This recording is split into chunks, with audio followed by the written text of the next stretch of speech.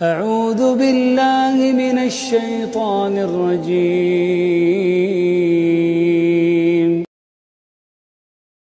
تکبر کیا ہے؟ انسان اپنے آپ کو دوسروں سے اعلیٰ افضل سمجھنے لگے، لوگوں کو حقارت سے دیکھے، لوگوں کے حقوق پامال کرے، غریبوں، یتیموں، مفلسوں، نداروں کو دھتکار دے۔ نبی کریم صلی اللہ علیہ وآلہ وسلم نے فرمایا، ایک شخص تکبر کی وجہ سے اپنا تہمبند زمین سے گھسیٹا ہوا جا رہا تھا کہ اسے زمین میں دھنسا دیا، اور اب وہ قیامت تک یوں ہی زمین میں دھنستا چلا جائے گا۔ صحیح بخاری حدیث نمبر 3485۔ رسول اکرم صلی اللہ علیہ وآلہ وسلم نے فرمایا، جس کے دل میں ذرا برابر تکبر ہوگا وہ جنت میں داخل نہ ہوگا۔ صحیح مسلم حدیث نمبر 91۔ دولت پر کبھی نہ اترانا، اولاد پہ تکبر نہ کرنا، خوبصورتی پہ تکبر نہ کرنا۔ جو دینے والا ہے وہ لینے والا بھی ہے۔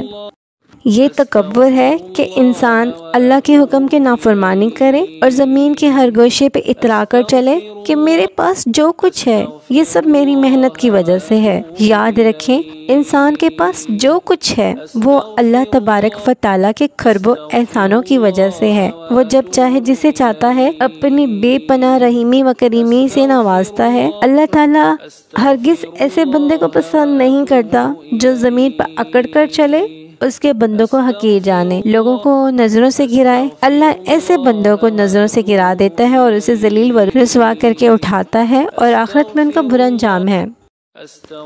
حضرت حارثہ بن وہاب رضی اللہ عنہ سے روایت ہے کہ رسول اکرم صلی اللہ علیہ وآلہ وسلم نے فرمایا، کیا میں تمہیں دوزخ والوں کی خبر نہ دوں؟ صحابہ کرام رضی اللہ عنہ نے عرض کیا، جی ہاں ضرور فرمائیے۔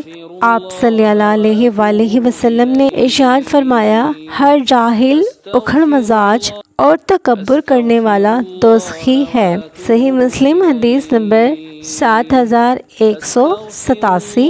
تکبر شیطان کی صفت ہے۔ سب سے پہلے تکبر شیطان نے کیا تھا۔